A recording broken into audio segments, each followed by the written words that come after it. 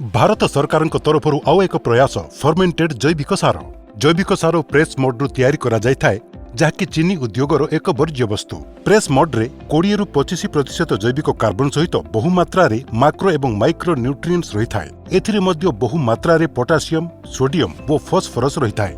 एथिरे आर्द्रतार मात्रा अधिक रही थाए। ए सबुर समाहार एक मूल्यवान जैविक सार उत्पन्न होता है। जैविक खत प्रस्तुत करने प्रथमे प्रेस मोड को एकाठी करा जायथाय एवं ताहापरे घोल प्रस्तुत करी डाइजेस्टर रे फीड करा जायथाय। डाइजेस्टर रे मेथनक बैक्टेरिया प्रथमरु संरक्षित रही थाए जहाँकि गैस उत्पन्न करिथाय एवं एही गैस को सीबीजी रूप में पृथक करा जायथाय। अवशिष्ट तरल पदार्थ एवं कठिन पदार्थ को खतरे रूपांतरित करा जायथाय जहाँकु डिकांटर सहाय्य पृथक करा जायथाय। एहीपरि भाबरे कठिन खत संग्रह करा जायथाय फଳରେ आर्द्रतार परिमाण बजाय रही थाए। ताहापर एही खत को बैग रे पैक करा जायथाय एवं खुचरा विक्रय केन्द्र गुडी को पठा जायथाय। जैविक खत व्यवहार करिबा द्वारा अनेक लाभ होइथाय। खुशी कृषक समृद्ध राष्ट्रर परिचय अटे।